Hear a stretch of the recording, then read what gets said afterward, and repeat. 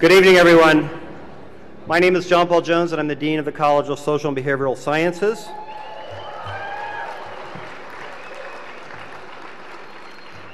Thank you. On behalf of the college's faculty, staff, and students, I want to welcome all of you here tonight for our first annual SBS annual lecture. And without a doubt, this is going to be a very hard act to follow. Before we get started, I have a few people to thank. The first is Al Bergeson, head of the Department of Sociology, who recommended this series as a way to showcase the best of the social and behavioral sciences to our local community.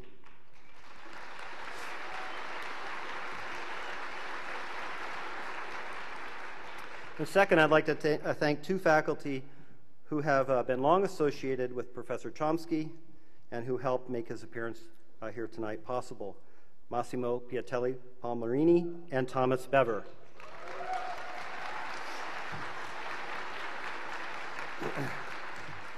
Both teach in our world-class Department of Linguistics.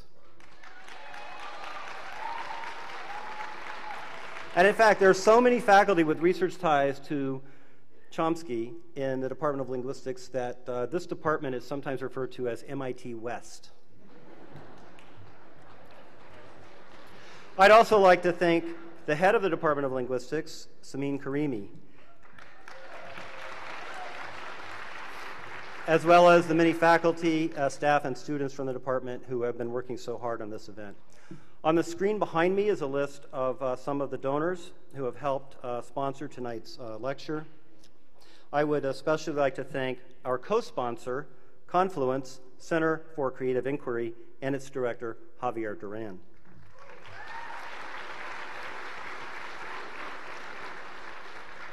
Financial support has also come from members of the SBS Magellan Circle, and tonight's event is especially underwritten by Magellan Circle member Elise Collins Shields and her husband, Creston Shields. Thank you very much.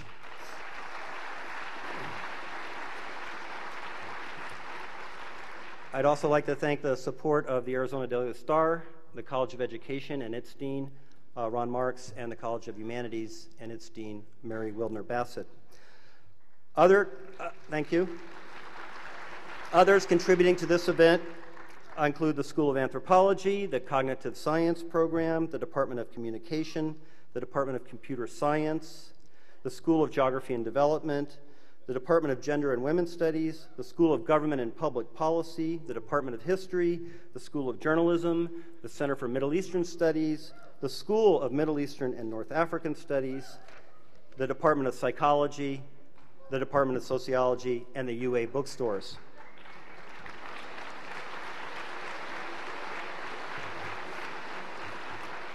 And thanks to everyone in the Dean's Office and in SBS Development and in the Centennial Group, Centennial Hall Group have put all of this together. Thank you all very much. Well now, what can I say about tonight's speaker, who, after all, has been as intellectually influential as Noam Chomsky. The author of 100 books and countless articles, he is the founder of modern linguistics.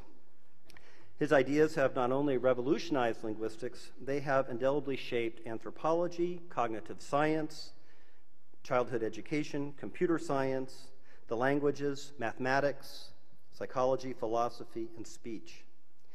In fact, you can find self-described Chomskyites in every field that asks the question, what does it mean to be human?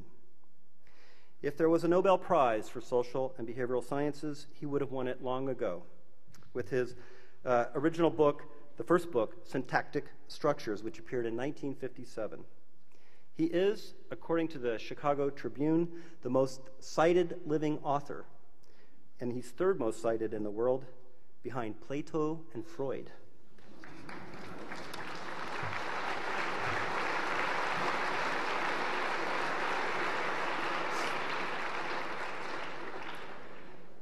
Professor Chomsky gave a research talk yesterday to a small group, 1,200 faculty, students, and community members in the UA Student Union. And I have to say, I was overwhelmed by the response. Tucson, by all rights, you have a claim on the title, The Athens of the West. And of course, there is Chomsky, the public intellectual, the self-described libertarian socialist and anarchist, a critic of established politicians on both the left and the right.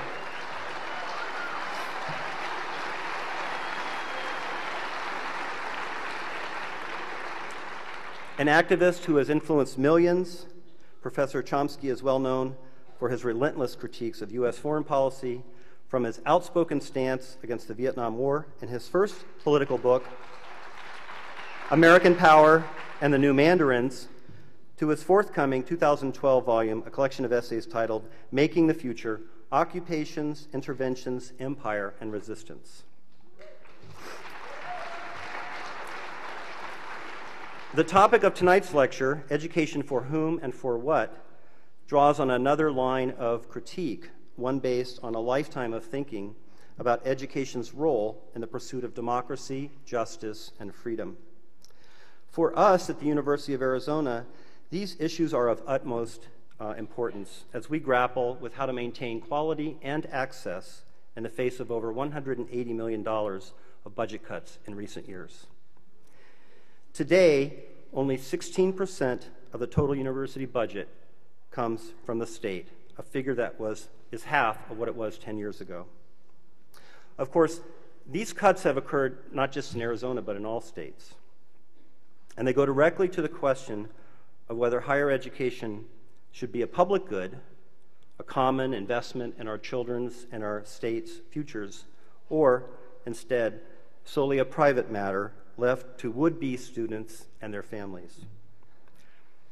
Professor Chomsky's remarks tonight will undoubtedly spark reflection on this and many other questions related to education.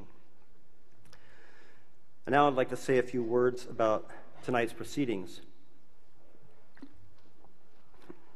Following Professor Chomsky's talk, we have allotted approximately 30 minutes for a question and answer period, moderated by Arizona Public Media's Christopher Conover, who was up here a minute ago. Mr. Conover has over 23 years of experience in broadcast journalism and has been a mainstay at KUAT and KUAZ since 2005, and I'm very grateful to him for his help tonight.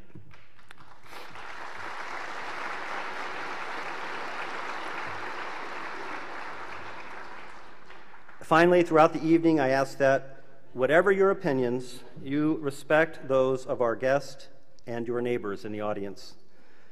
For tonight, we have a unique opportunity to engage in thoughtful civil discourse with one of the greatest intellectuals and public figures of our time. Please join me in giving a warm Tucson welcome to Professor Noam Chomsky.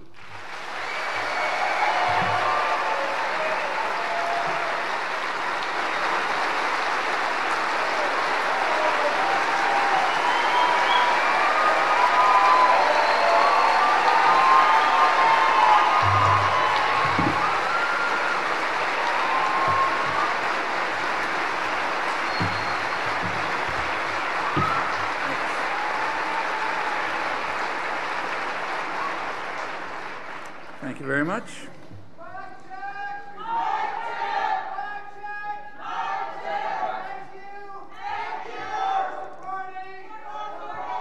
I can't hear what you're saying.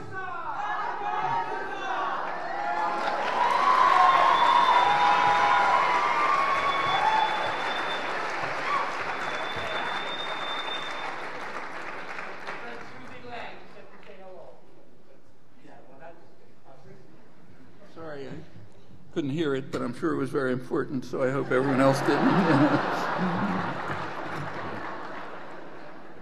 Well, I'm going to concentrate mostly on higher education, but that can't really be disconnected from what happens from infancy.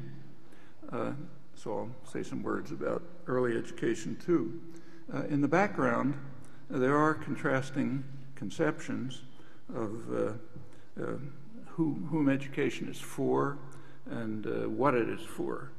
So let's take a look at whom it is for. There are two fundamental views go far back. One view is that higher education is basically for the elites, for the privileged. The rest of the population should be dumbed down, maybe allowed entry into vocational schools, learn trades. There's a more general conception that lies in the background, which strikingly holds across the mainstream political spectrum. It's more instructive almost always to focus on the left liberal extreme, so I'll keep to that, the less harsh extreme.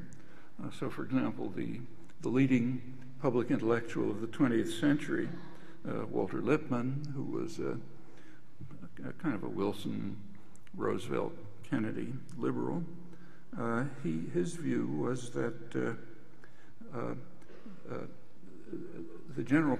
that we have to distinguish between the intelligent minority, called the responsible men, and what he called the ignorant and meddlesome outsiders. That's the general population, who have to be spectators but not participants in action.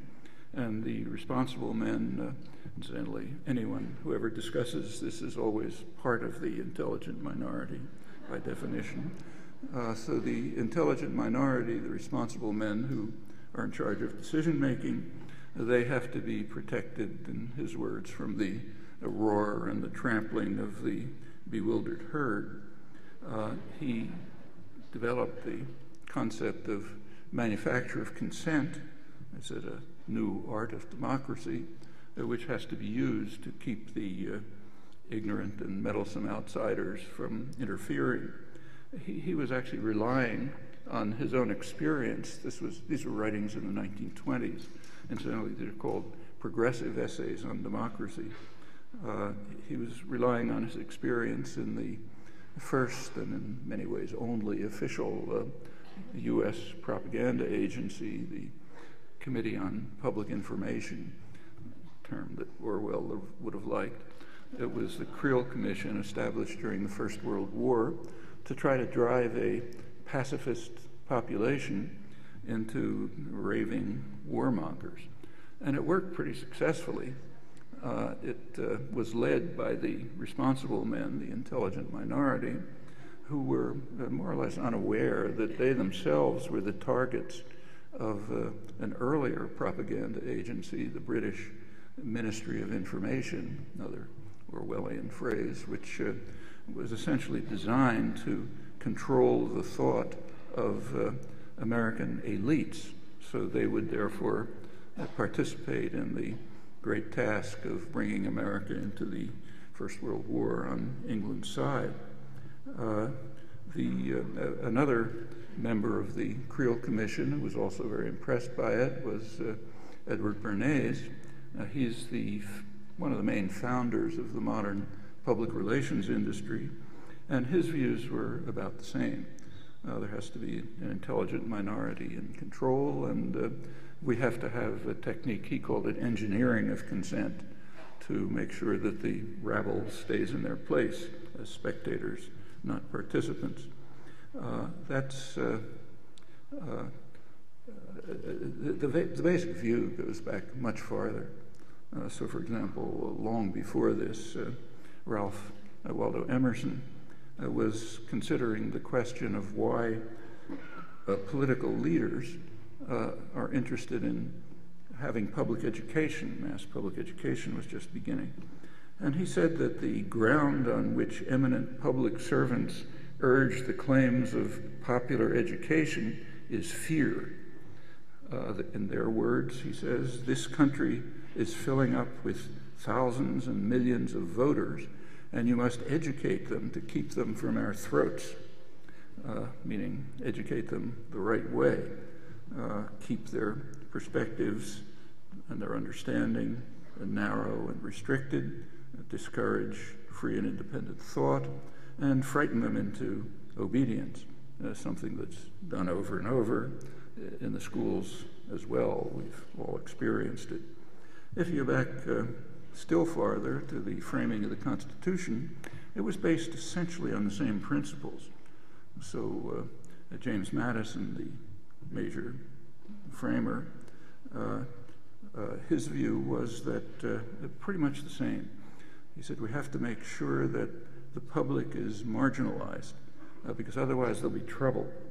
And in fact, you read the speeches in the Constitutional Convention, he urged the convention to think about what would happen in England. That was obviously the model. What would happen in England if they really had a democratic vote? He said, well, what would happen would be that the majority of the population would use their voting power to take away the property of the rich, to carry out what these days we would call land reform. And obviously that would be unjust, so therefore we've got to guard against democracy. Actually, it's kind of interesting that, whether consciously or not, Madison was reformulating an argument that goes back to the first major study of political theory, Aristotle's book Politics. Aristotle reviewed the many forms of government there could be and didn't like any of them, but decided that democracy would be the least bad. He's, of course, mostly thinking of Athens. But he raised the same dilemma. He said there's the same problem that Madison did. He said one of the big problems of democracy is that the majority of the poor would use their voting power to take away and divide up the property of the rich, which is unjust. So Madison and Aristotle faced the same problem, but they drew opposite conclusions. Aristotle's conclusion was we should eliminate inequality, make everyone middle class, more or less. And he proposed actual measures for this, what we would call today welfare state measures, and that would overcome the problem. So reduce inequality, overcome the problem. Madison's solution was the opposite, reduce democracy. So design a system in which the public will not be able to exercise the kind of free vote that would threaten one of the main goals of government, which he said is to protect the minority of the opulent against the majority. So same problem, but opposite conclusions, reduce democracy. And if you look at the framing of the Constitution, that's the way it's designed. So again, in Madison's words, the constitutional framework has to ensure that power is in the hands of what he called the wealth of the nation, the responsible men, the men who have respect for property and its rights and therefore will ensure that the opulent minority is protected from the majority. And that's why in the original framing of the Constitution, power is primarily in the hands of the Senate. The executive, in that time, was kind of administrator.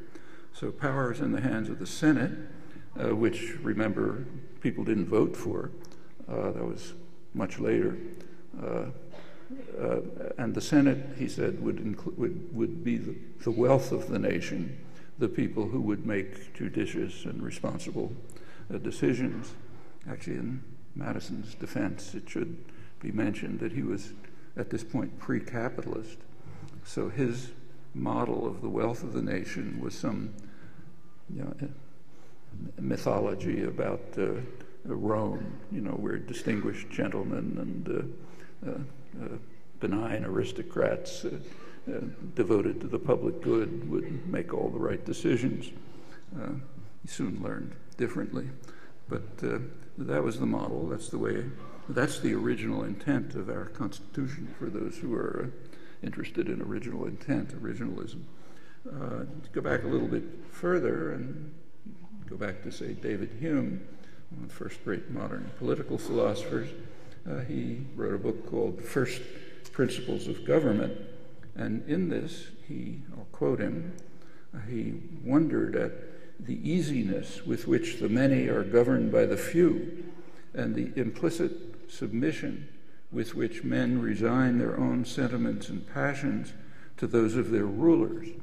When we inquire by what means this wonder is brought about, we shall find that as force is always on the side of the governed, the governors have nothing to support them but opinion.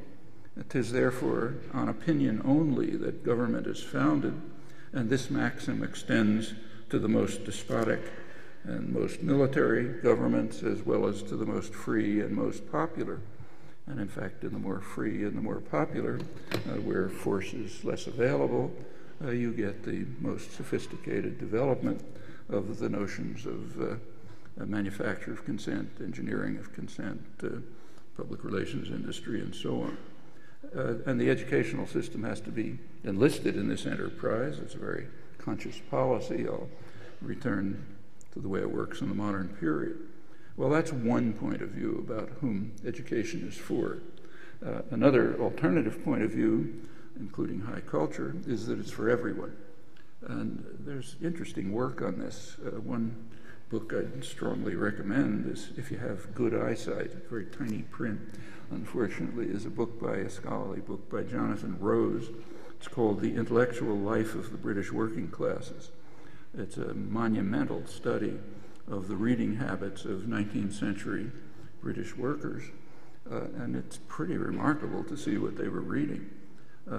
Rose contrasts, I'll quote him, contrasts the passionate pursuit of knowledge by proletarian autodidacts with the pervasive Philistinism of the British aristocracy. And he has good evidence for it. And pretty much the same was true in the United States. So in Boston, let's say, in the 19th century, if a blacksmith had enough, could afford it, he would typically hire a young boy to read to him while he's working. And reading meant reading classics or contemporary literature that we now consider classics. In the factories that were the mills that were just beginning to be built in the early days of the Industrial Revolution, a lot of the workers were young women from the farms. They're called factory girls. There was a pretty lively labor press at the time, and very interesting to read. The factory girls had plenty of condemnations of the industrial system into which they were being forced. I'll come back to it a little bit, but one of them was that it was taking away their high culture. They were used to reading contemporary literature, classics, and so on. When they were driven into the mills, that was taken away from them. And this continued. I mean, I'm old enough to remember the 1930s. At that time, there was lively programs of workers' education. Some of the leading scientists and mathematicians wrote popular books intended for worker education, Mathematics for the Millions, things like that. George Gamow later, 1, 2, 3, Infinity, J.D. Bernal, another well-known scientist. And there were educational courses. I mean, my own family, my relatives were mostly unemployed working class, but they were deeply immersed in high culture, even those who never made it through elementary school. They were what Rose calls proletarian autodidacts, although they were helped by workers' education courses and things like free Shakespearean plays in Central Park and so on. Well, those are two views of whom education is for, two contrasting ones. Then comes the question what it is for. And here, too, there are contrasting views. The contrast is actually discussed during the Enlightenment, and there's imagery associated with it. One image is that education is like pouring water into an empty vessel. And in fact, it's a pretty leaky vessel, as you all know from your experience. So you pour water into a vessel, and of course, all of us have been through this, and you remember nothing. The other possibility, the other alternative is that education, teaching should be like laying out a string along which the student can explore and progress in his own way.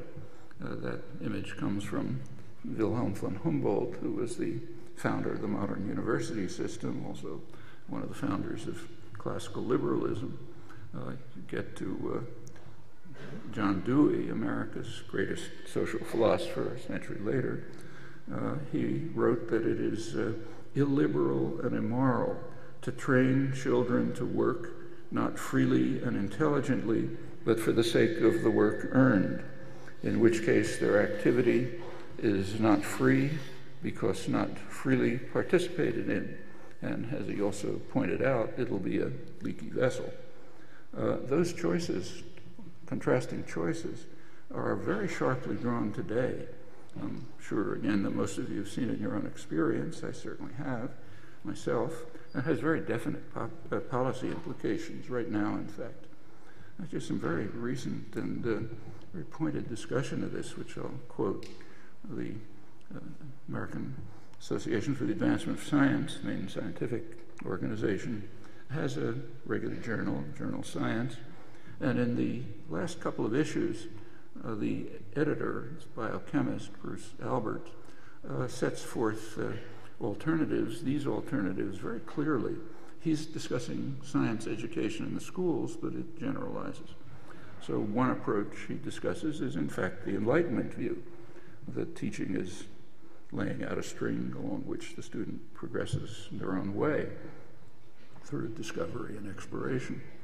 And his version of it is that our goal is to make it much easier for teachers everywhere to provide their students with laboratory experiences that mirror the open-ended explorations of scientists instead of the traditional cookbook labs where students follow instructions to a predetermined result. And then he contrasts that with actual practice, which is, of course, pretty much the opposite. Concepts taught with an overly strict attention to rules, procedures, and rote memorizations. And then he goes on to quote his own testimony to the California Standards Commission, his testimony opposing such ideas as teaching the periodic table of the elements in 5th grade, which is totally meaningless to the students. Incidentally, he points out he was unsuccessful in this. It's taught that way. And what he says is, when we teach children about aspects of science that they cannot yet grasp, then we have wasted valuable educational resources, produced nothing of lasting value, and much worse, we take all the enjoyment out of science when we do so. And he discusses DNA, his own field. He says, unfortunately, most students today are taught about DNA at such an early age that they are forced to merely memorize the fact that, gives a quote from a textbook, DNA is the material from which genes are made. It's a chore that brings no enjoyment or understanding whatsoever. And much later, he says, when they do have the background to understand both the structure of the DNA molecule and its explanatory power, I fear that the joy of discovery has been eliminated by the early memorization of boring DNA facts. We've spoiled a beautiful story for them by teaching it at the wrong time. And he goes on to the college level. He says, for example, in an introductory biology class, students are often required to learn the names of the 10 enzymes that oxidize sugars. But an obsession with such details can obscure any real understanding of the central issue, leave students with the impression that science is impossibly dull, causes many of them to drop it. Tragically, we have managed to simultaneously trivialize and complicate science education.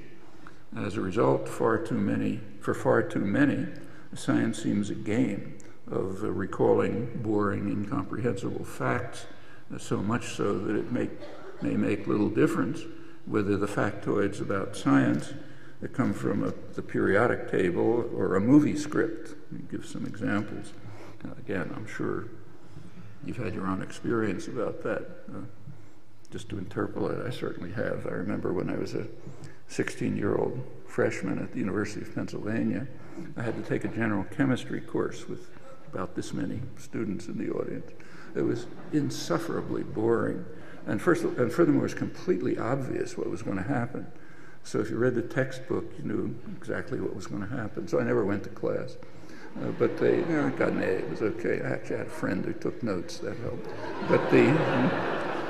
But the worst part was that they had a lab. And I knew perfectly well that if I went to the lab and carried out the experiments, none of them would work. That's kind of reflex automatic. So I didn't go to the lab. There was a manual where you had to fill in the answers to the results of the experiments, and again, entirely obvious what they were going to be, so I filled it in, you know, got an A and so on. But then I had a very unpleasant experience. I had to register for the next semester, and when I tried to register, they insisted on my paying a fee for breakage in the laboratory. I'd never been to the laboratory. I didn't know where it was, you know, but obviously couldn't say that, you know. So I had to pay $17, which was a lot of money in those days, for the breakage in the lab that I never attended. And of course, I don't remember a thing from the course. I'm sure many of you can duplicate this experience. Actually, this approach generalizes, it even has a name. It's called No Child Left Behind.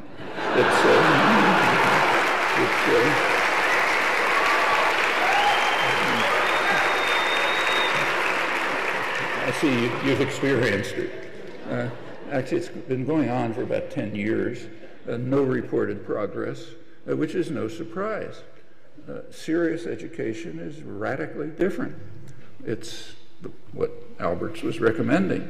And it's the way science is actually taught at the advanced levels. So take my own university, MIT, it's a research university.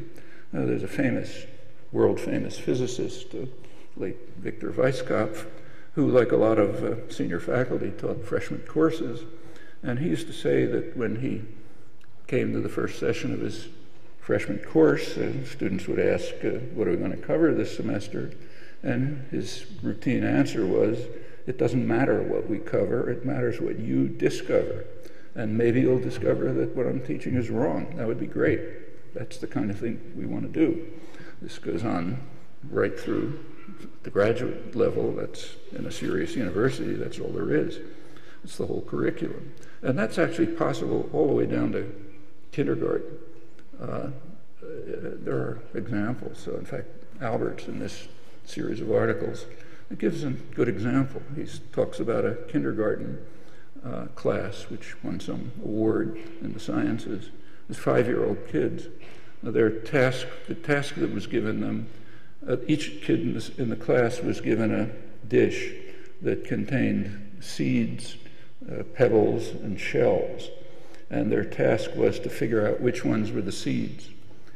So kids got together in what they called a scientific conference, and they each had ideas about how you might do it. They exchanged the ideas, and suggested some ways of testing it, and finally carried out the tests. They finally got somewhere, a little teacher guidance, but basically figuring it out for themselves. It ended up at the point where they figured out what were the seeds, and they were dissecting the seeds. They were given magnifying glasses and could look into it and locate the embryo, which is the source of the sustenance. That's learning, real learning. That's Enlightenment-style learning, not No Child Left Behind. It can be done, and sometimes is, like in this case, but far too little. Well, let's take a brief look at the history. Not surprisingly, the U.S. system of higher education has evolved along with broader socioeconomic changes. Actually, it was a very sharp change at the time of World War II. Everything changed after World War II. It was a very dramatic event in world history. The United States was the richest country in the world, but it wasn't a major actor in the world scene. The major actors were Britain, primarily France, Germany, but not the United States, except regionally. But after World War II, it was all different, totally. The United States emerged from World War II with a position of global dominance that had absolutely no precedent in history, and no precedent since, began declining shortly after. The United States at that time had literally 50% of the world's wealth. Other industrial societies had been seriously harmed or devastated. For the United States, which was untouched by the war, the war was a tremendous stimulus, huge government stimulus to the economy. The industrial production quadrupled, and it already had been the richest country in the world. It also had an overwhelming position of security, nothing remotely like it. Well, this affected the whole culture, including education. Prior to this, higher education, at least elite education, had been a kind of a gentleman's club, and indeed it remained so at the elite schools well after. Again, personal experience again, I was a student at Harvard in the early 50s, and that's exactly what it was a gentleman's club. But the U.S. had also pioneered mass education through college as well. In fact, that's a very important achievement of American society. It was motivated in part by just what Emerson talked about.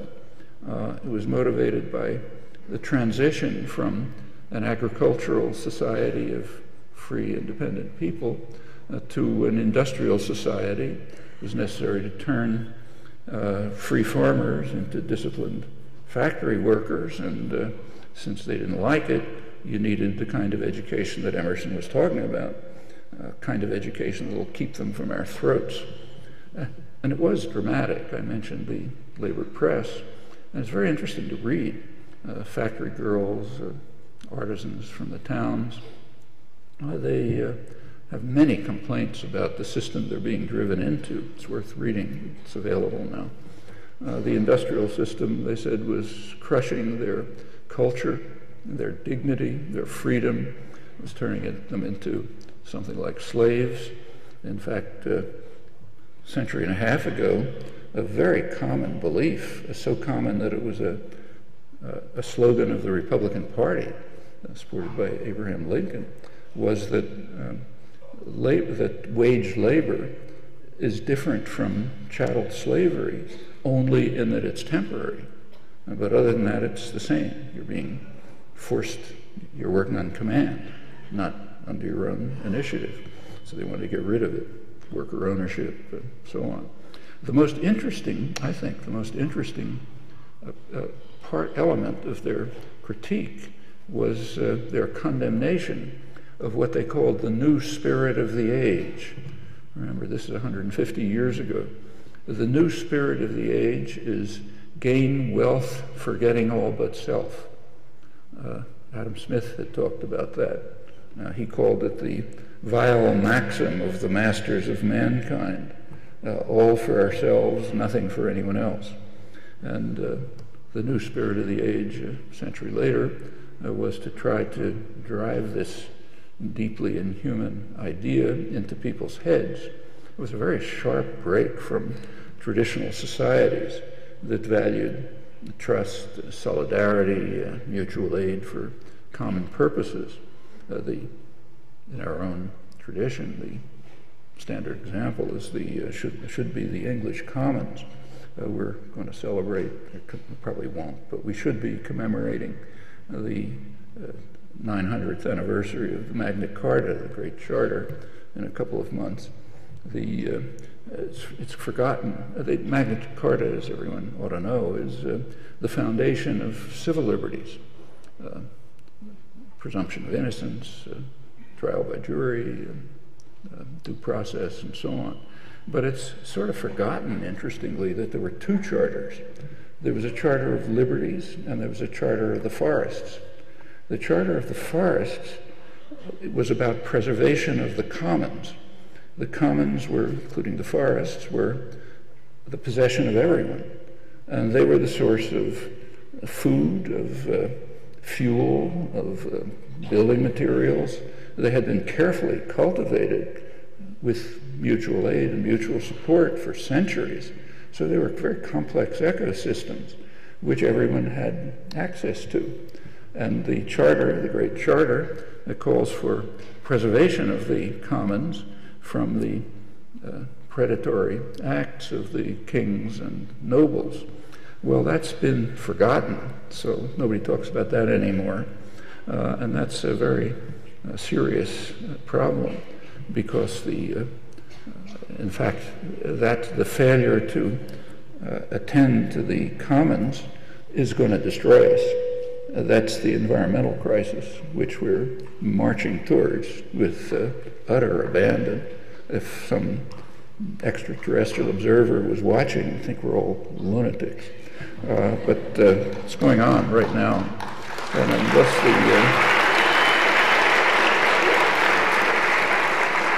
unless this conception of preservation of the commons and the values that were part of it, unless that's restored, we're in trouble. Well, shortly after that, with the beginnings of capitalist industrialization, there's a move towards making everything a commodity, and it then becomes necessary to inculcate the new spirit of the age, gain wealth forgetting all but self, and reverence for what Adam Smith condemned as the vile maxim. Actually, there are major industries devoted to it. The public relations industry, advertising, marketing, it's probably a sixth of gross national domestic product, is devoted pretty much to this. It's devoted very consciously. Interesting to read the literature, their own literature. It's devoted to create what's called creating wants, fancied needs, stimulating consumerism, turning people's attention to what are called the superficial things of life, like fashionable consumption, and away from real human values. And enormous work goes into this. Keep people from our throats again. That new spirit of the age is so inhuman, so that over 150 years of effort, there still is always resistance. So in the early 1970s, as kind of an outgrowth of 1960s activism, there was a very important series of labor strikes, the most young workers mostly, many of them Vietnam veterans, others just young people getting into the workforce. The most famous one was at Lordstown, and striking very significantly. They were not striking particularly for wages and benefits, but for dignity, for human dignity in the workplace. That was also the time when women were becoming organized and active, and Chicanos, farm workers, black unions, and so on. All of this was beaten back, and it's been beaten back for a generation, but it's there. In fact, the Occupy movements that are spreading all over are reviving it. And a lot, I think it's their main significance, and a lot hinges on whether the new spirit of the age, 150 years old, whether it can be, and in fact in England going back centuries, the destruction of the commons, it's very important to determine whether this new spirit can be overcome. If not, we're just lemmings walking off the cliff, and soon. There's a lot to say about that, but I'll put it aside. Well, again, after World War II, going back to that, there was another new spirit, a spirit of triumphalism. Before the Second World War, the United States was a kind of a cultural, intellectual backwater. If you wanted to study science or philosophy or the arts or to be a writer, you went to Europe, Germany, Britain, France, someplace like that. But after World War II, that all changed. And it led to just a different attitude. I mean, I remember it very well. I was just becoming a college student at the time. The atmosphere was that we should shed all of this old world baggage and lead the world to a bright future, what was called an American century. European scholars, many of whom were emigrating here, fleeing Nazi Germany, they were feared because they were too good, and they were disdained because that's the old-fashioned baggage. And the two were at the same time. There were many very ugly incidents. I could tell you about some of them, which I remember. From a student perspective, like what I was in the 1940s, in philosophy, linguistics, psychology, they just had to start afresh, disregard all of this old nonsense from Europe, biology too, in fact. Forget it all, don't talk about it, and start from the beginning. We're going to create a new age. And a lot of contempt and a lot of ignorance. And there are many consequences, some of them right to the present. It's very striking in the behavioral sciences, in fact, but also elsewhere. There were also changes at that time, crucial changes, in the nature, in the way the economy functioned, and the state role in the economy, which had a huge impact on the universities, higher education particularly. You go back to the colonial period, Adam Smith gave advice to the colonies, the greatest economist of the day, and the advice he gave was the standard prescriptions that the World Bank and the IMF and the U.S. Treasury and others give to the poor countries today. Pursue your comparative advantage, don't try to import higher manufactured goods, more advanced goods from the advanced countries, and so don't try to control your resources. Everything will be better if you do that. Well, the United States was independent by that time, so they were able to totally reject the rules of what are called sound economics. And they did. If we had accepted them, we'd be a third world country. But in fact, that's how the third world was pretty much created. But the colonies could reject it. The so-called Hamiltonian system introduced very high tariffs to block superior British manufacturers. There was a lot of stealing of technology, what's now called piracy. And the United States began to develop. And this went from textiles, the early stages of industrialization, right through steel, and on pretty much till the Second World War. There was a huge role of the state system in state sector in developing the economy. Mass industrialization was developed, for example, in armories. Because there you could control things. The railroad system was managed by the Army Corps of Engineers and so on. Well, after World War II, that took a major leap forward, huge. There was massive funding for science and technology, mostly through the Pentagon. And it was done through the Pentagon for the usual reasons. You have to inspire fear. And you can get taxpayers to, pay the Pentagon to protect us from various imaginary dangers. But the money that went through the Pentagon ended up creating the high-tech economy that we're now living in. So computers, internet, satellites, the microelectronics, a whole array of stuff comes out of decades of mostly Pentagon funding and research. My own university, MIT, was right in the middle of it. The net effect is to socialize cost and to privatize profit. And it's a standard device. Interstate highway system is another example. It's not what it's claimed to be. It was sold on the basis of defense. It was really part of the mass subsidy to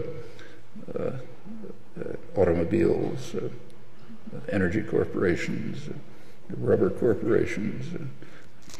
Turned us into the idea was to make us a society that massively wastes fossil fuels, with consequences we're now in the middle of.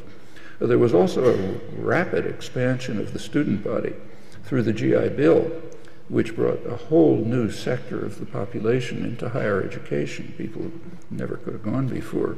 That had a very positive impact on the colleges and on the general society. That's incidentally a course that's been reversed in the last generation. I'll come back to it. The sharp increase in funding was mainly directed to science and technology, but of course there was a spillover into other domains.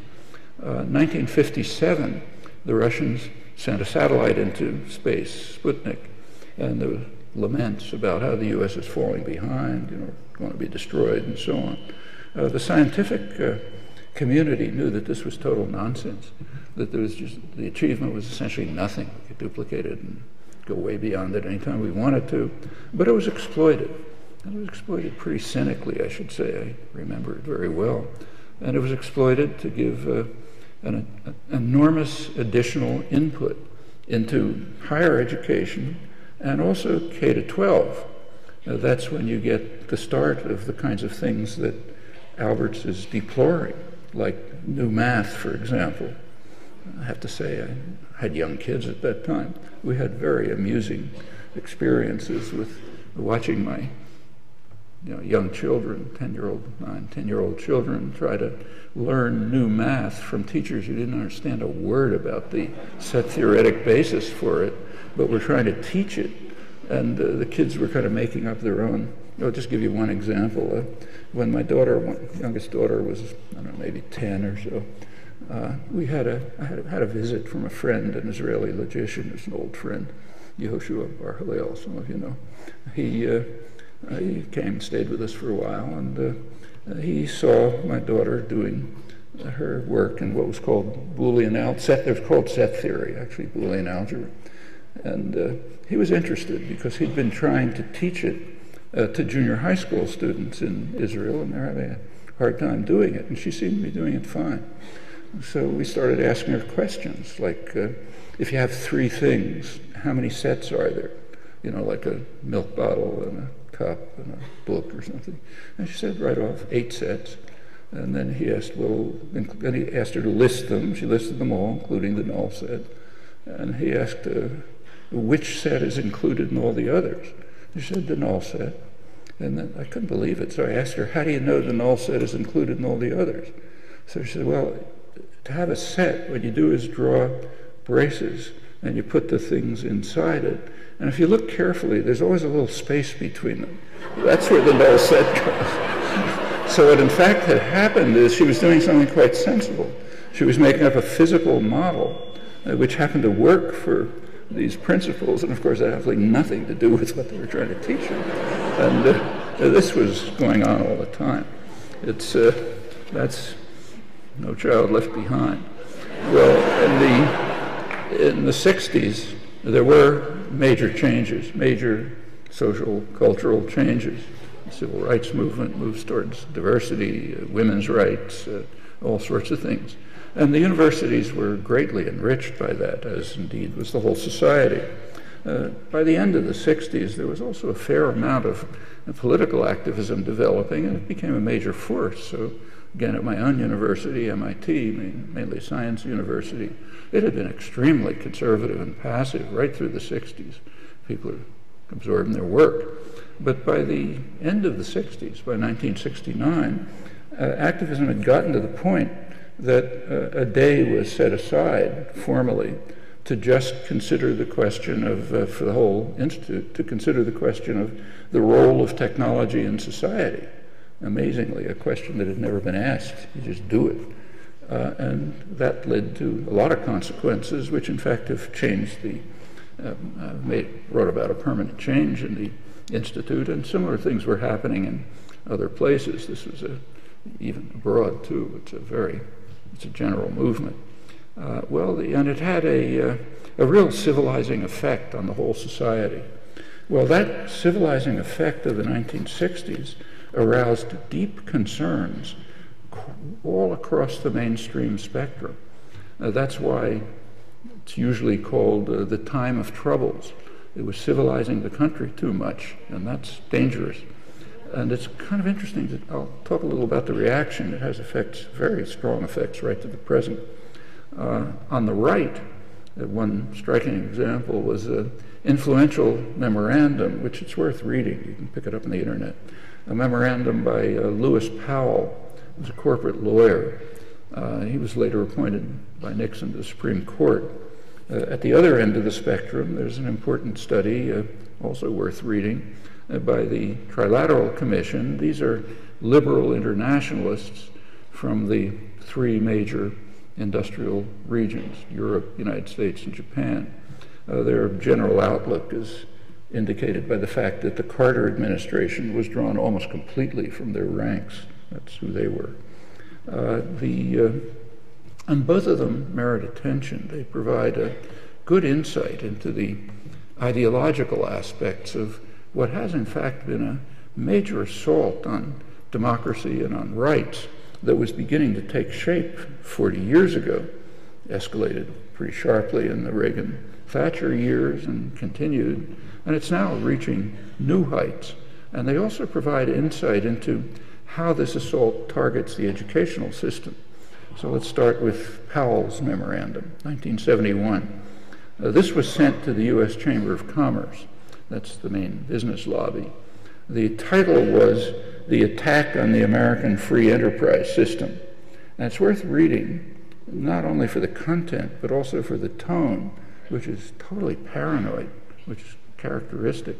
The major criminals were Ralph Nader, with his consumer safety campaigns, Herbert Marcuse, who was preaching Marxism, new leftists are on the rampage, but primarily they're naive victims who dominate the universities, the schools, television and other media, the educated community, and virtually control the government. If you haven't noticed it, I'm incidentally not exaggerating. That's exactly what it said. I urge you to read it. Well, the takeover of the country by these devils is a dire threat to freedom, he said, because the only alternatives to free enterprise are varying degrees of bureaucratic regulation of individual freedom, ranging from moderate socialism to the leftist and rightist dictatorships. Actually, if any of you are watching the Republican debates, the same thing is being repeated right now, you know, the center-right Obama administration or Marxist radicals and so on. Actually, Powell was very familiar with another alternative to free enterprise, and namely the system in which he and his Chamber of Commerce associates thrived. He was an influential lobbyist for the tobacco industry, and he was surely aware of the huge federal subsidies for the production of this leading killer, which not only kills users at a scale that vastly exceeds the targets of the mostly farcical drug wars, but also kills many others. Deaths from passive smoking, so collateral damage, you know, just being around when somebody's smoking, way beyond those from hard drugs. And he was surely aware of the great successes of lobbyists like him in assuring that for many decades the government would help not only subsidize the industry, but help it conceal what they all knew. They knew about the lethal product that they were peddling, and there are huge mounds of corpses to show for their achievement. They're still piling up rapidly. But that didn't keep him from wailing in his memo that, I'll quote, "As every business executive knows, few elements of American society today have as little influence in government as the American businessman, corporation, even the millions of corporate stockholders," in case you hadn't noticed. And that, again, is pretty characteristic. And the reason is that there's an assumption that for the state to support, subsidize private power, that's just the natural order. Any disruption of it is a catastrophe. And he then drew the obvious conclusion. He was talking about the universities. He said the campuses from which much of this emanates are supported by tax funds generated largely from American business and contributions from capital funds controlled or generated by American business. The boards of trustees of our universities overwhelmingly are composed of men and women who are leaders in the business system. Most of the media, including the national TV systems, are owned and theoretically controlled by corporations which depend on profits and the enterprise system to survive. And therefore, these marginalized groups who are being destroyed should organize to defend themselves instead of just watching passively while business and our fundamental freedoms are destroyed by this Marxist onslaught from the media and the universities. Well, Powell's memo expresses the concerns elicited by 1960s activism at the right end of the mainstream spectrum. But much more revealing, I think, is the reaction at the opposite extreme, the liberal internationalists. And these are spelled out in the Trilateral Commission report that I mentioned. It's called The Crisis of Democracy. It's not easy to find, incidentally, because they mostly took it off the market when people started reading it. But it's there. Actually, I should say that at MIT, as soon as I read it when it came out, and I figured this isn't going to last very long, so I bought a lot of copies from the MIT library. So if you can't find one, the MIT library has maybe a dozen or so copies. And then it did go out of print, I should say, very quickly. The crisis of democracy that they were talking about is literally that there's too much democracy. The problem, they said, this is leading figures, major political scientists from Harvard and so on. The public, the way that the democratic order is supposed to work, the public is supposed to be passive and apathetic. The Lippmann, Bernays, Emerson, Madison model, or Hume. They're supposed to be passive, apathetic, but in the 60s they were beginning to organize to press their demands. That's what was being done by what are called the special interests. The special interests are women, young people, old people, workers, farmers, the population, in other words. They're the special interests. If you look through and when they press their demands, there's too much pressure on the state. The state can't deal with them. So therefore, they have to moderate their demands. Now, there's one group that isn't mentioned, the corporate sector. And that makes sense because they represent the national interest, not special interest. So just like the far right, the liberal internationalists assume that their extraordinary power and their control of the state and other institutions is just the natural order. A primary concern of the trilateral scholars, just like Lewis Powell, was the failures of what they called, I'm quoting, the institutions responsible for the indoctrination of the young, the schools, the universities, the churches, and the like. They're not carrying out their duty to indoctrinate the young properly, and that's why we had this time of troubles. In general, they said we have to have more moderation in democracy if the national interest is to be protected, including much more successful indoctrination of the young. Well, the Powell memo and the trilateral study spell out the concerns at the opposite extremes of the dominant ideological spectrum. These are largely shared concerns, and they've led to vigorous action to restore order, as has often happened in the past. One consequence of these and other developments has been a pretty sharp attack on public education, taking many forms. I'll mention a few. About a year ago, I went to Mexico to give talks at the National University, UNAM. Quite a good university. It's a very poor country, of course, but quite a good, impressive university. High standards, good faculty, lively discussion, reasonable facilities, not like a rich American university, but quite reasonable. I also visited a city university. There's a city university in Mexico City, which, incidentally, UNAM is free, no tuition. About 10 years ago, there was an attempt by the government to raise just very low tuition. That led to a national student strike. The country's practically closed down. The government withdrew the proposal. They're actually still on the UNAM campus is an administration building that was occupied at the time and is still occupied, and it's used as a kind of activism center. The city university is not only free, but has open admissions with compensatory options for those who need them. And it's also pretty respectable. I was quite impressed to see it. Well, I went from Mexico to California, maybe the richest place in the world. There, the public education system, which is just the best public education system in the world, is being destroyed. It's being privatized for the rich, of course.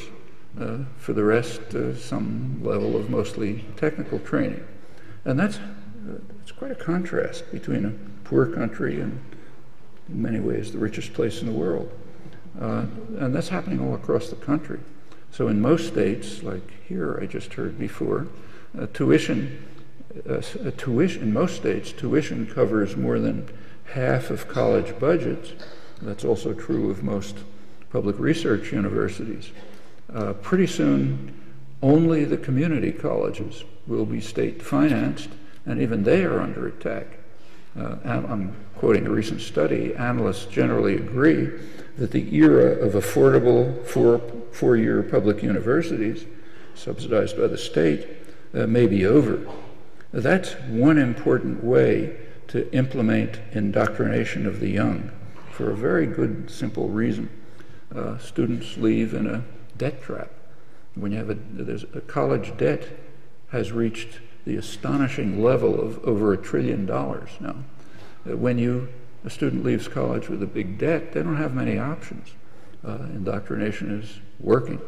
That's true of social control generally. It's also an important feature of international policy.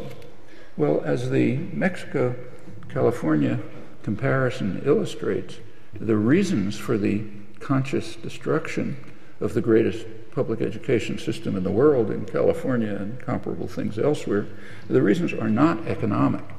There are many other cases, including rich societies, so Germany, to mention one, or for that matter, the post-war U.S. experience. Much poorer country than we are now, but it wasn't totally free, but tuition was very low.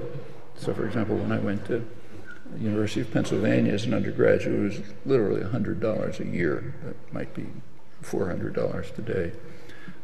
It's not a economic reason, but as a technique of indoctrination, it's very valuable. Well, if they're not publicly supported, how are universities going to survive? They don't produce commodities for profit, and that's the dominant value under the new spirit of the age. The funding issue raises many troubling issues. These would not arise if fostering independent thought and inquiry were regarded as a public good, as in the Enlightenment model. That is, as having intrinsic value. The traditional ideal of the universities, however flawed in practice, and there are major attempts to change that. So crossing the ocean, in Britain, the right-wing government is now challenging what's been for a century called the Haldane principle. It's a century-old principle that barred government intrusion into academic research. Whether they'll succeed in overturning it, I don't know. And there's another kind of assault on intellectual culture that you can read about in this morning's newspapers. The Cameron government has announced that it's not going to apologize. It's not going to give an apology for essentially murdering one of the great mathematicians and scientists of the 20th century, Alan Turing, who, apart from being a major intellectual figure, also happened to be a war hero. He was crucially involved in decoding the German codes, something which saved Britain.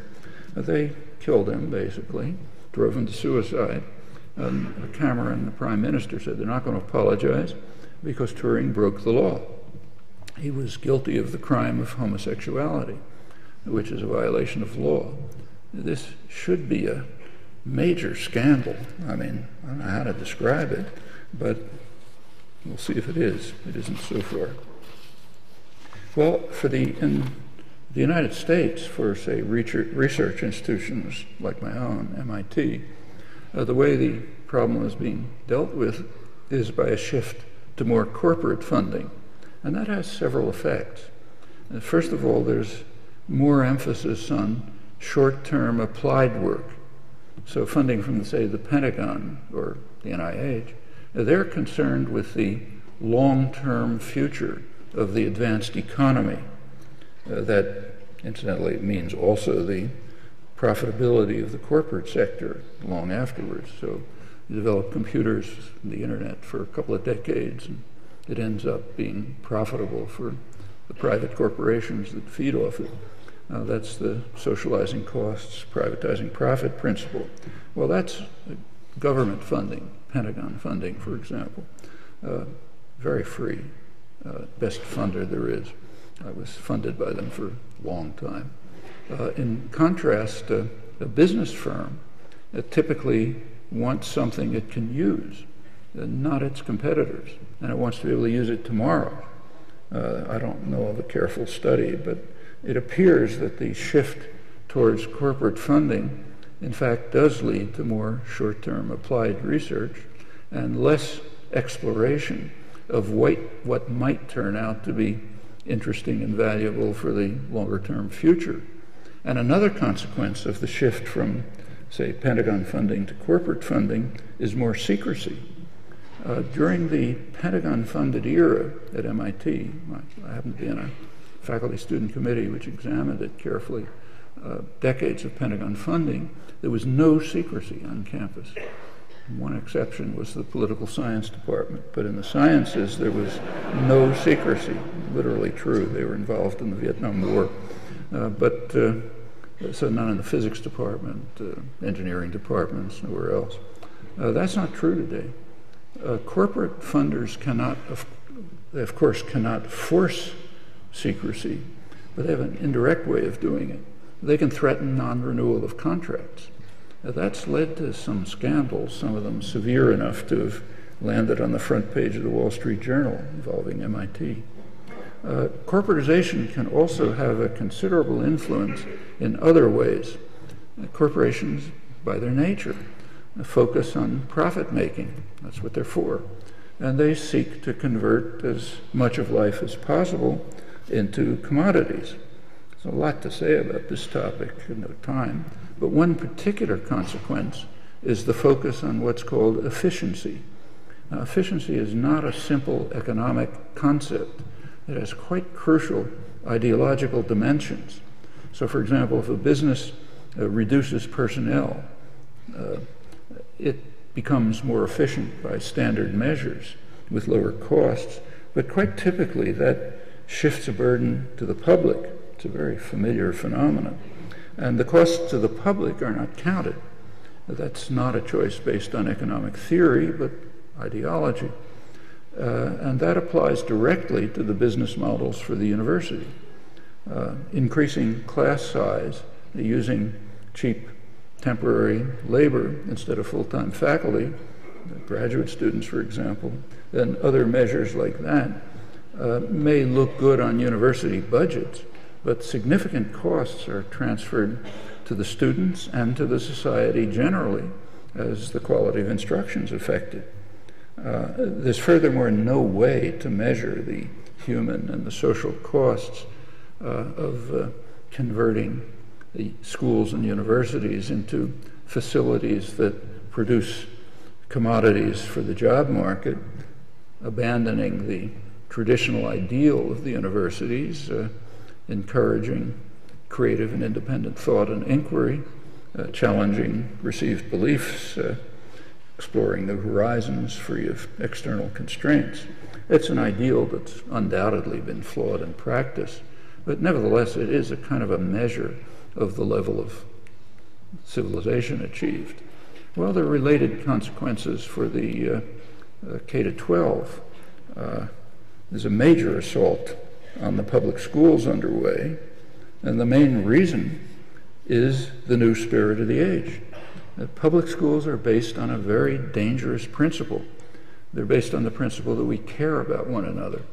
So that's in violation of the new spirit of the age. So me, for example, I don't happen to have kids in the schools anymore, obviously, so why should I pay taxes?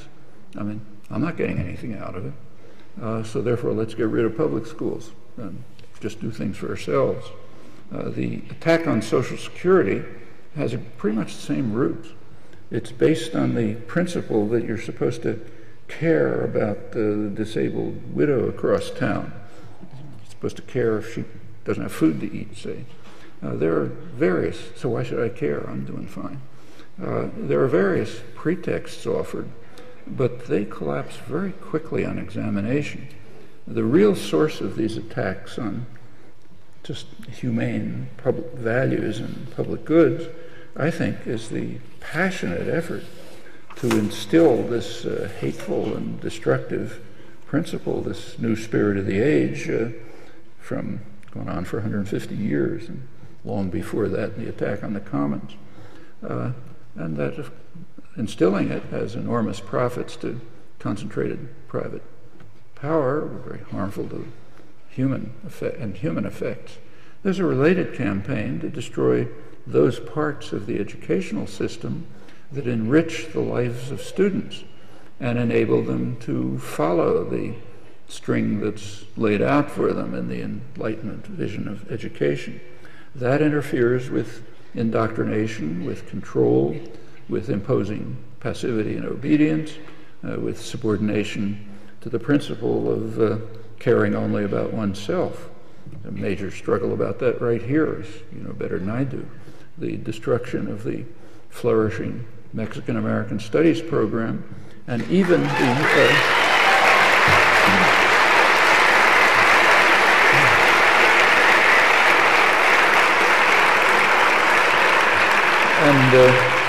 even the removal from classrooms of books that are used in that program. This is becoming a national scandal, incidentally.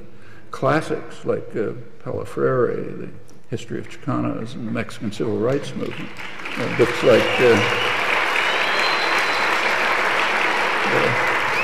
Rethinking Columbus, even Shakespeare's Tempest.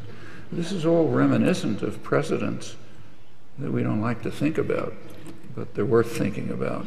And it's particularly dramatic that it's happening right here in the midst of what could properly be called occupied Mexico, conquered in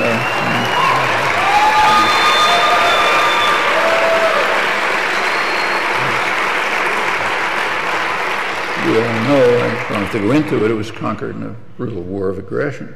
Well, I don't know any simple answers to the dilemmas that constantly arise in trying to develop and sustain an educational system of independence and integrity, one that strives for the Enlightenment ideal, and to do this within societies that are dominated by concentrations of power with very different values and goals. But at least one thing seems clear enough.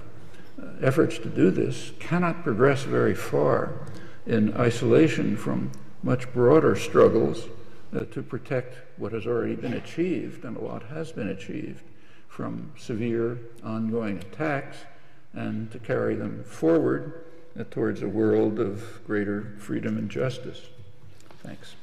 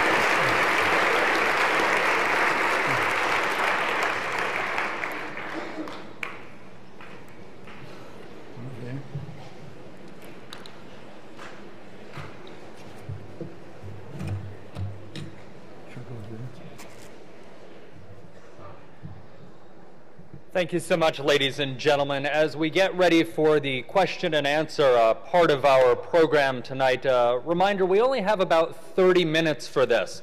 And I can imagine a lot of you, if you had paper as I do, would have a lot of notes and a lot of questions and a lot of comments for Professor Chomsky.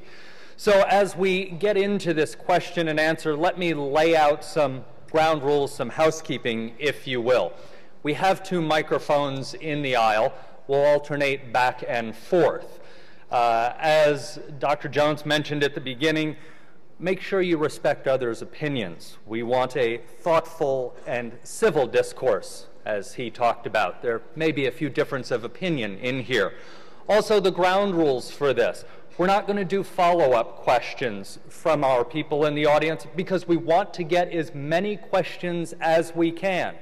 So please Try and keep your questions as succinct as possible. And we'll get through as many questions as we can in about the next 30 minutes or so.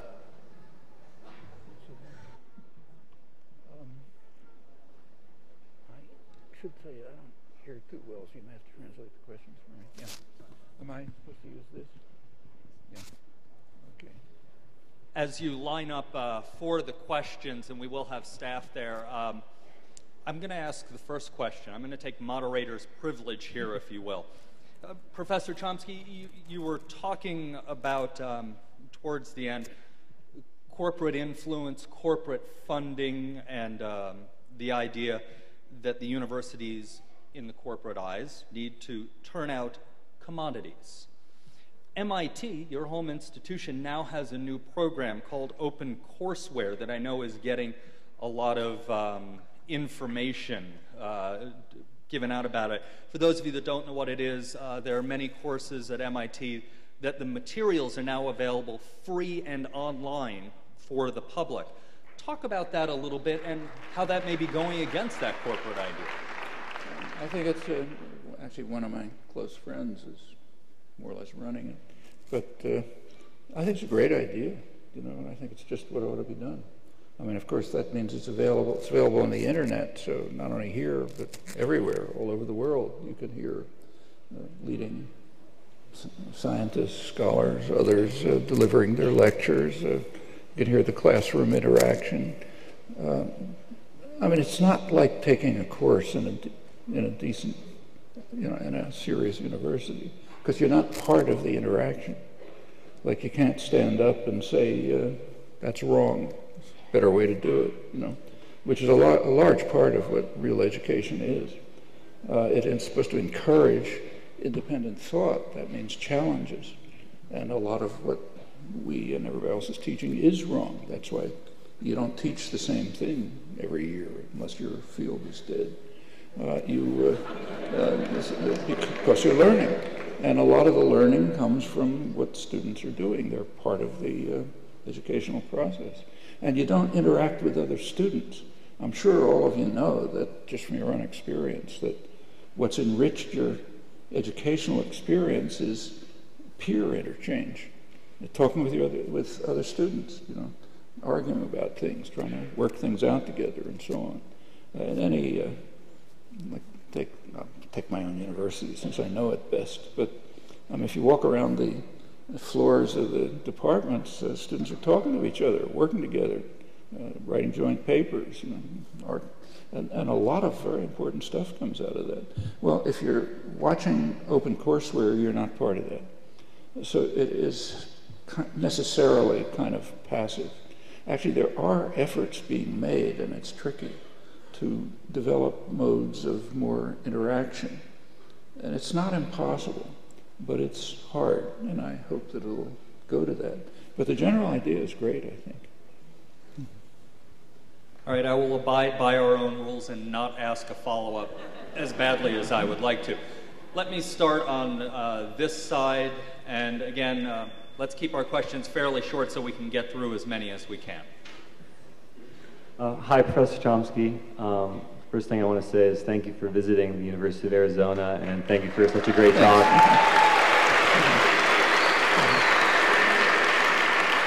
I wanted to ask about the two documents you mentioned, the Powell Memorandum and the Trilateral Commission.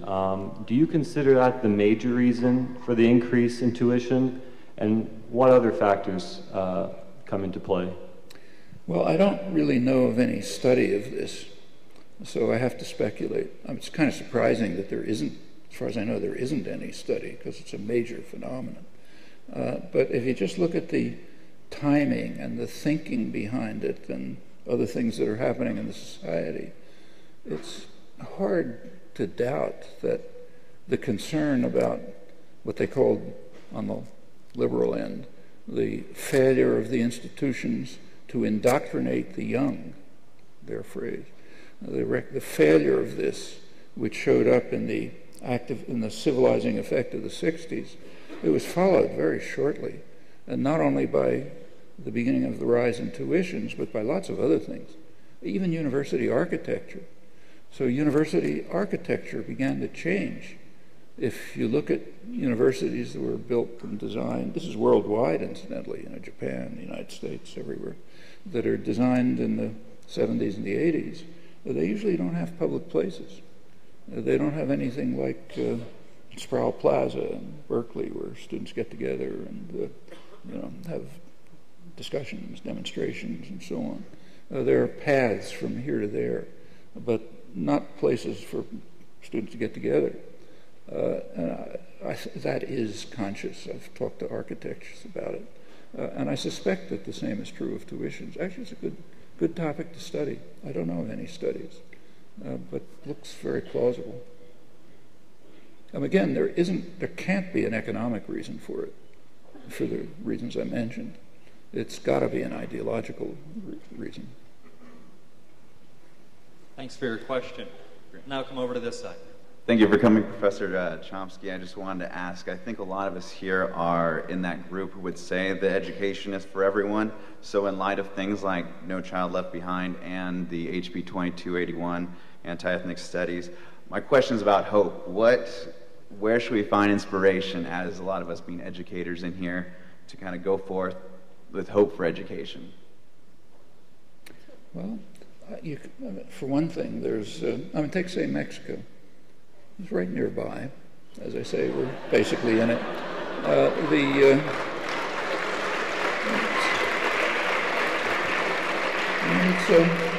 It's a poor country, and it's not a rich country like us for reasons that have something to do with us, as you know. But anyway, it's a fact. And what they do in the higher education system is quite impressive. Actually, I should add that this city college and city university, Open City University in Mexico City, is not old. It was instituted by Obrador when he was the mayor, left-wing mayor in Mexico City. He started it, and it's been apparently flourishing since. As I say, I visited and was pretty impressed. Things like that, that's an inspiration. Or you can look at the student movements over this hemisphere. I mean, from Chile up to here, in fact, there are very lively, vibrant student movements. In Chile, it's amazing. It has just revitalized the country. There's been student protests. Remember, this is protests against the lingering effects of the dictatorship that we imposed on what in Latin America is called the first 9/11. It's kind of striking that people here don't know what that means, most of them. But the first 9/11, 1973, by any dimension that I can think of, was much worse than what we call 9/11.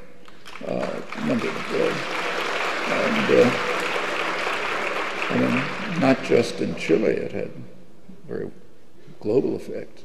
The dictatorship has formally been gone for about 20 years. But there are lingering effects, just as there are in Spain. There are lingering effects of the Franco dictatorship right now. And the young people protesting there, the indignados as they're called, are trying to undermine the very serious lingering effects of the dictatorship. They're very real. Well, that's Chile. And there are similar things going on through the hemisphere, in fact, abroad, and in fact, right here. The protests about the destruction of the Mexican Studies program, for example. It's important. And teachers are organizing. They're under a lot of pressure, tremendous pressures against public school teachers. You speak up, you're thrown out, and so on. But that doesn't mean that people are taking it passively. There are efforts to respond. There are journals where people are writing about it. And they're the struggles of the past. After all, we've achieved a lot. This country isn't what it was 30 years ago or 100 years ago. There's a lot more freedom, justice, rights, and so on. Again, take my own university, but it generalizes over the country. If you walk down the halls in MIT, when I got there, 1950s, you would have seen white males, well-dressed, very passive, very conformist, doing their work, often very well, but that's it. That was the Institute. If you walk down the halls today, it looks like this.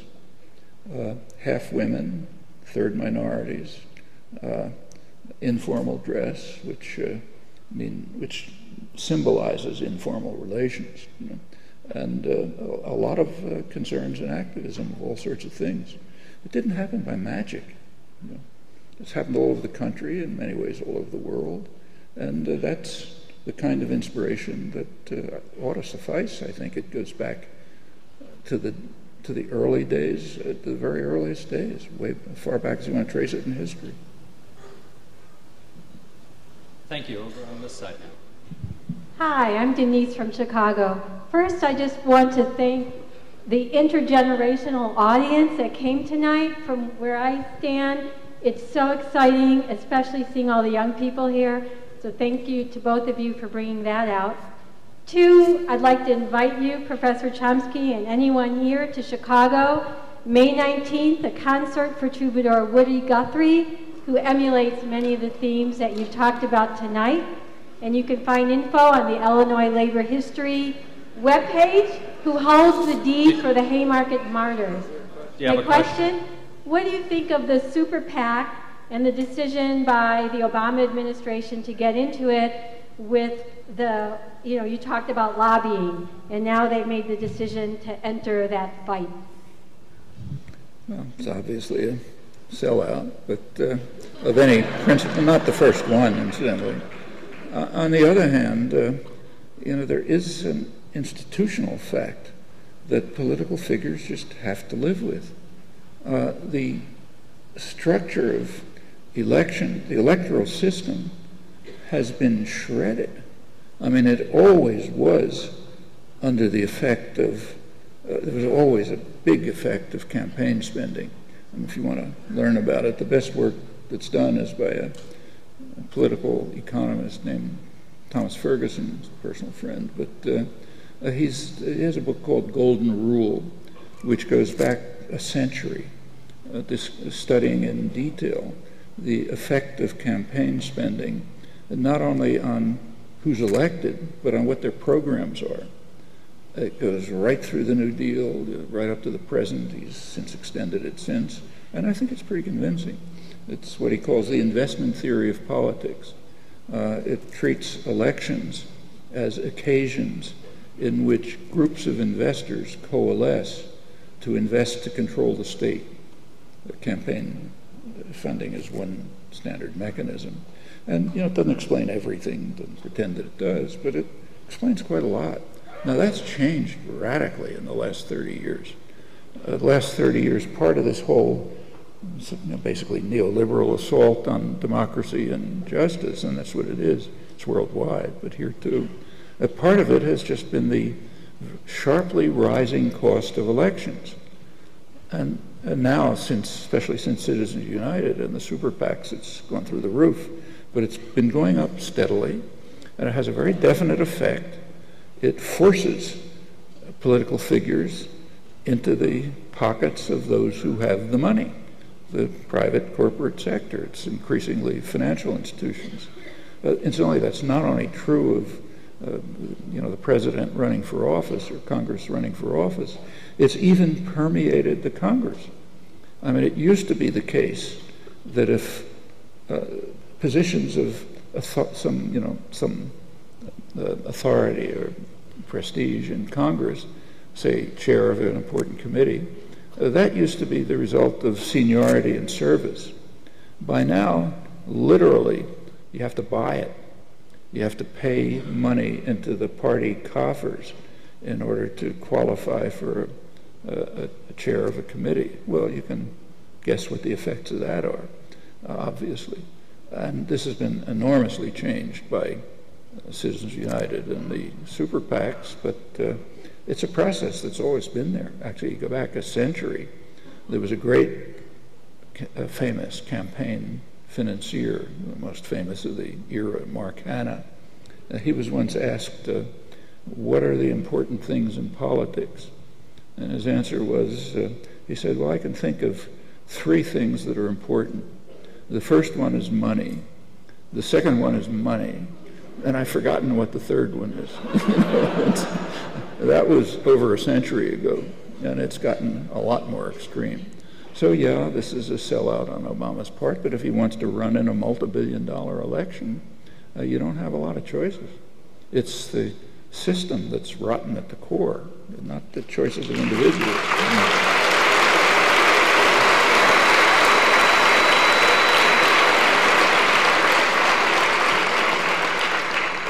Your question. Thank you, Professor Chomsky. I'm a student from South Korea, and then thank you a lot for you writing for village of Gangjeong in Jeju Island. It suffers a lot from the military base construction. But I just want to know your opinion about the tax expenditures on the military expenditure instead of education. For instance, Korean students are suffering a lot from the actually increasing tuition. And almost we are heading towards the same way American students been. And then but still the government is expending lots of money on the military instead of educating people and then for better humanity. Yeah, actually that Jeju Island construction that you mentioned is something very significant. We ought to know about it. Jeju Island is quite significant for Korea. It was the site of a huge massacre in 1948 by the U.S.-backed, mostly basically fascist state in South Korea. Horrible massacre. And the island is, it's been actually designated, I think, by the UN as an island of peace. It's trying to be an island of peace. And the U.S. and South Korea are trying to build a major military base, major naval base on the island, oriented towards China. I think it's 500 kilometers from China, approximately.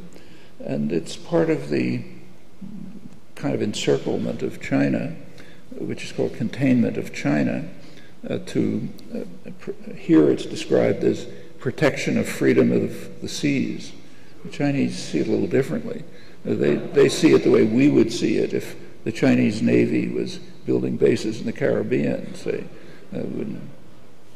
We'd blow them off the planet if they did that. But the way the world is supposed to work, we're supposed to be able to do it anywhere. In fact, if you read the professional literature on strategic analysis, security studies, they refer to the Chinese-American naval confrontation as a classic security dilemma. Each of the two sides thinks that there's kind of an existential danger. They just can't give it up. It's too important. So we think that it's an existential threat if the United States doesn't control all the oceans around China. And they think it's an existential threat if we send nuclear-armed, supercarriers into their territorial waters. That's the security dilemma. What can you do? And in fact, the U.S. is trying hard to essentially encircle China so that they can't have access to the Pacific or to the Malacca Straits, where a lot of trade goes and so on. Japan is part of this system. Japan's a client state. There's military bases all over Japan, many of them on Okinawa. This is over the strong objections of the people of Okinawa, who've been trying to get those bases off for 60 years, and they can't do it. Recently, the U.S. basically forced a Japanese prime minister out of office because he was thinking about it. Well, Jeju Island in South Korea is another case. So and it's really serious. It's an important issue. There's a lot of protest on the island, civil disobedience, a lot of arrests, usual violence, and so on. But your general point is quite right. I mean, the vast military expenditures are part of the, I don't think they're the main reason. Like we had vast military expenditures in the 50s, and there still was almost free education, and for a GI Bill, totally free, and huge amounts of money going into the research system and so on. And now it's a burden, undoubtedly, but I don't. I mean, the society has to decide where you want to spend your money. You want it to spend it on classic security dilemmas in the China's territorial waters, with all that could lead to, building naval bases on Jeju Island, on Okinawa, and so on, or do you want to spend it building a decent society? And this question arises all across the board. I mean, one of the most striking cases, this doesn't involve education, but it does involve survival, is Canadian tar sands and shale oil throughout the country. In Obama's State of the Nation address, if you read it carefully, one of the things he said was that we're now coming to a position where we can have 100 years of energy independence by exploiting, using high technology techniques and fracking and so on, to get previously inaccessible and incidentally very dirty oil with all sorts of local environmental consequences. And this is all over. There was a recent speech by the president of the Chamber of Commerce, main business lobby. I forgot it, Thomas Corcoran, I think. You can find it in the internet. It's his annual speech to the business world. And the first point that he mentions, the most important point, is that we can now move to, he says, several centuries of energy independence by just tapping our own oil. You go to the most responsible and serious newspaper in the world that I know of, the London Financial Times. They devote a whole full page to a euphoric description of the possibility of the United States having a century of energy independence and a century of global hegemony by tapping these resources. There's only one small footnote. If we use those resources, we're finished. There's no future for your children and your grandchildren. That's not discussed. You got to gain wealth forgetting all but self, and that means my profits tomorrow, not what happens 30 years from now to my grandchildren. And that's these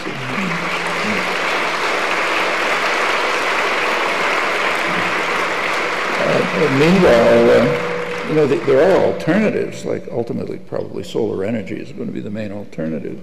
And it's quite striking to see what's happening to the solar energy industry. By now, about half the world's solar panels are being produced in China. Now, that's not cheap labor. It's not a labor-intensive industry. They started the way all manufacturing starts, very low-level manufacturing. Manufacturing provides the incentive, the ideas, the design conceptions, and so on that lead to technological advances. It's very common.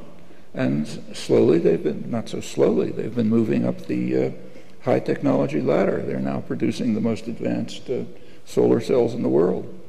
Well, okay, that's one way to use your resources. We have choices. We have plenty of choices because we're a very rich society. China's a very poor society. We're a very rich one. So we have plenty of options. We have about 10 minutes left, so thank you so much for keeping your questions short so we can get through as many. That means I should keep my answers short. I got it. You're the guest of honor. You can answer as long as you like. Yeah. Hello, Dr. Chomsky. I'm a member of UNIDOS, and our question is, in your opinion, what are the larger implications of the decision by the TUSD Governing Board and State Superintendent John Huventhal to ban Mexican American Studies?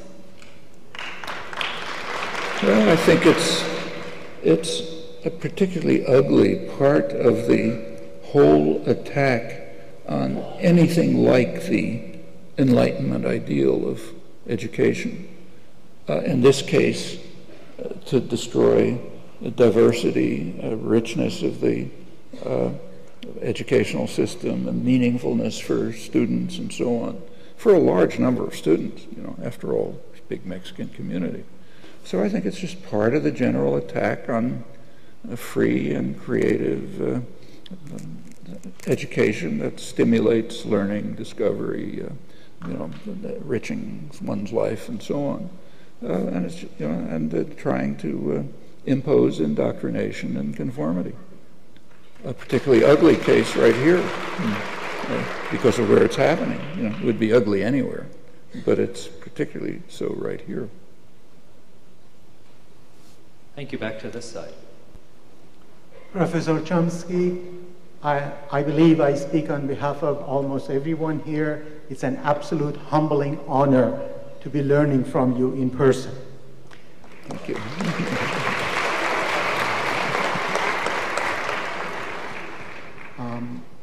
I'm an Iranian-American peace and human rights and environmental activist, and I'm a participant in the Iran's Green Movement, a supporter of the Arab Spring movements against dictatorship, and obviously I'm a passionate participant in the Occupy movement in this country, which I believe has already awakened incredible energy, and therefore I am hopeful but also fearful of what it may do wrong in order to possibly waste this last chance movement.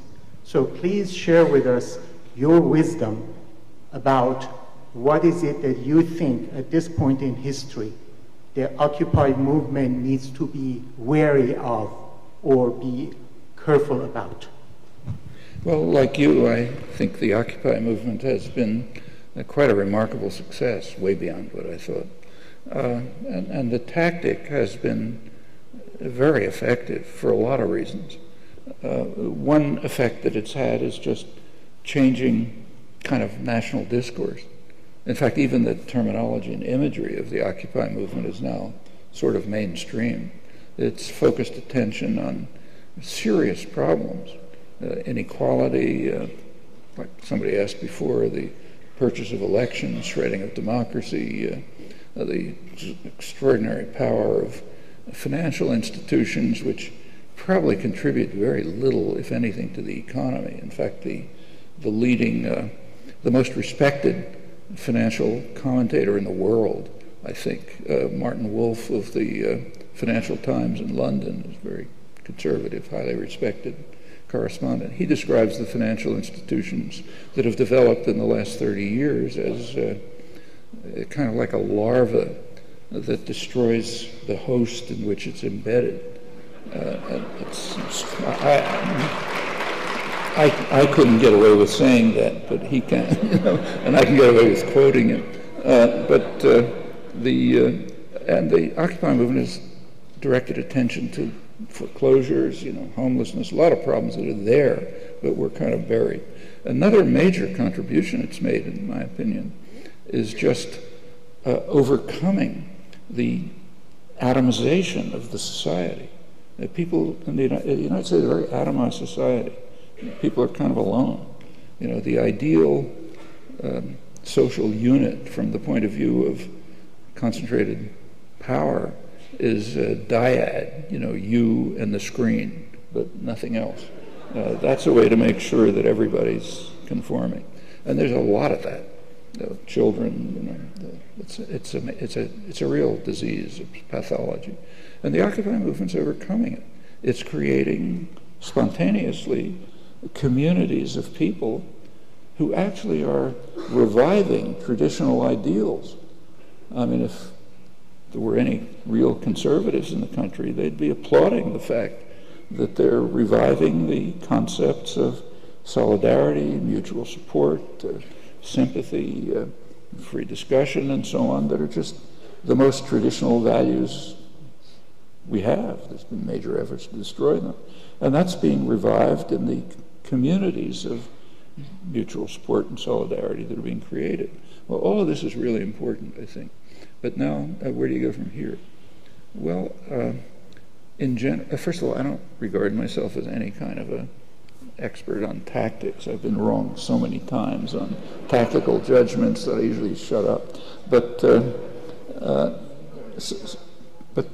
And these are important judgments. The tactical judgments are those that have direct human consequences, so they're not marginal.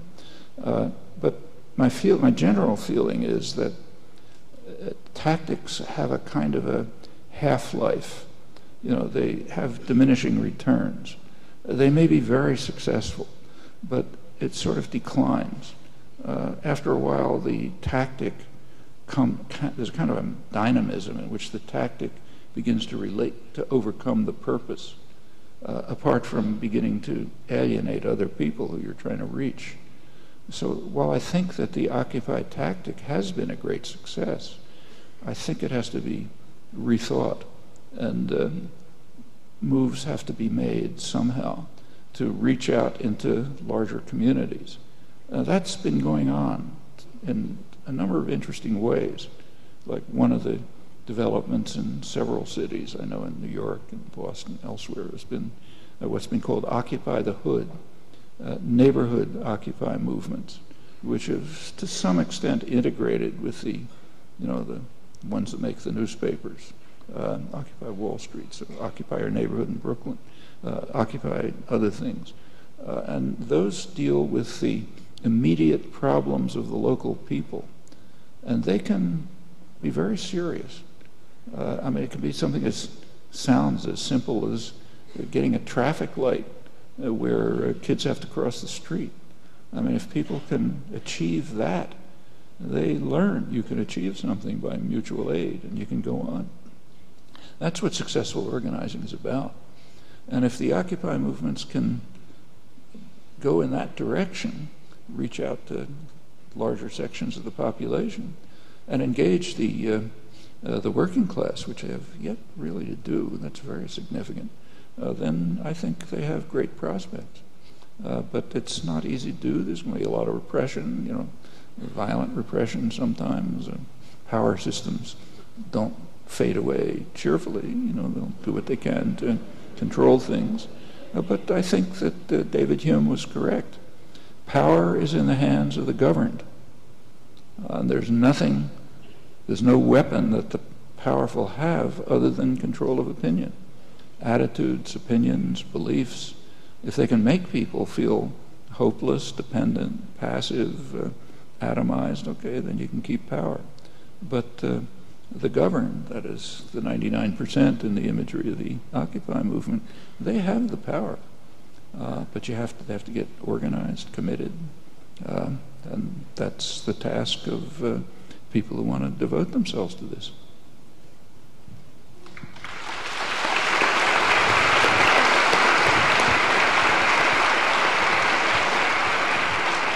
We have time for one final question. It will come from this side.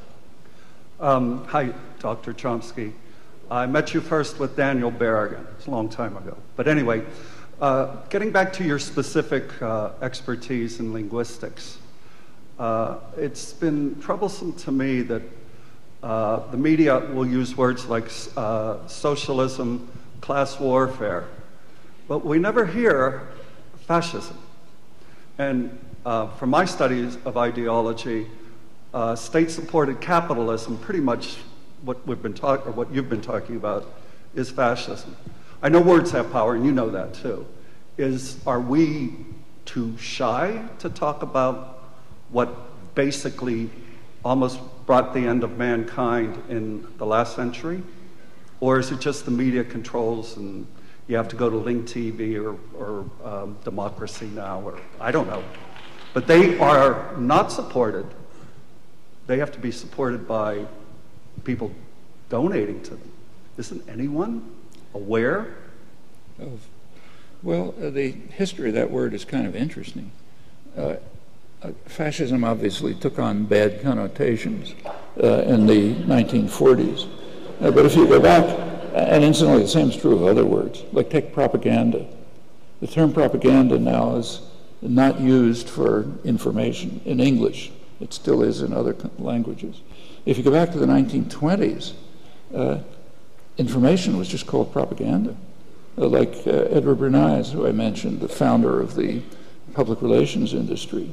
The book of his, from which I was quoting on engineering of consent and controlling the masses and so on, is called Propaganda. Propaganda is just what you do when you try to control beliefs and attitudes. Well, since the 1930s and the 40s, you can't use that term anymore for its obvious connotations. Fascism is a very interesting one, and we can learn a lot about ourselves from looking at its history. Before the Second World War, before the United States got into the Second World War, 1941, fascism was not regarded particularly critically. In fact, there's a very important book I'd urge you to read if you haven't, called Business as a System of Power by one of the great political economists, Robert Brady, Veblenite economist. It's about the spread of fascism through the industrial world. He points out that in every country, all of the industrial countries, there are developments of basically fascist character, and he discusses them, and it's perfectly understandable. He was quite right, in fact. There's nothing inherent in fascism that says you have to have gas chambers. That's a special thing that developed. And in fact, say, Mussolini's fascism was very highly regarded in the United States. Remember, that's pre-Nazi. FDR, President Roosevelt, he described Mussolini as that admirable Italian gentleman. I mean, as late as 1939, he was praising Mussolini, saying, well, he's been kind of misled by Hitler, but basically doing the right thing. When fascism was instituted in Italy, and it was pretty ugly, it was praised across the board in the United States. Business investment shot up. It also did after Hitler came in. There was a Fortune magazine, the main business journal, had an issue in, I think, 1932. The title, you look at the front page cover, big letters, it says, "The WAPs are unwhopping themselves," meaning the WAPs are finally doing something right. You know, they got a fascist government which works, and we like that. People on the left were praising it. Same with Nazism. I mean, as late as 1938, Roosevelt's main advisor, Sumner Welles, went to the Munich conference. That's the conference which tore up Czechoslovakia. And he came back full of praise for the Nazi moderates who were going to help us usher in a new era of peace. They're the moderates, kind of protecting civilized values from the extremists of the right and left and so on. I mean, George Kennan, who's very much honored and respected now, there's a major biography that just came out full of praise. If you take a look at his actual record, he was the American consul in Berlin right through 1941. He was withdrawn, Pearl Harbor, and he was sending back diplomatic correspondence to Washington saying, you shouldn't be so hard on the Nazis. They're doing some things wrong, but basically we can do business with them. They're the right kind of people. Well, a couple of years later, you couldn't talk about fascism that way. Fascism meant crematoria, gas chambers, and so on. So you stop using the word. But your point is correct. As a social and political order, Robert Brady knew what he was talking about. There are elements of this kind of state capitalist order all over the industrial world, taking different forms. Well, thank you all for all of your questions and for your attention.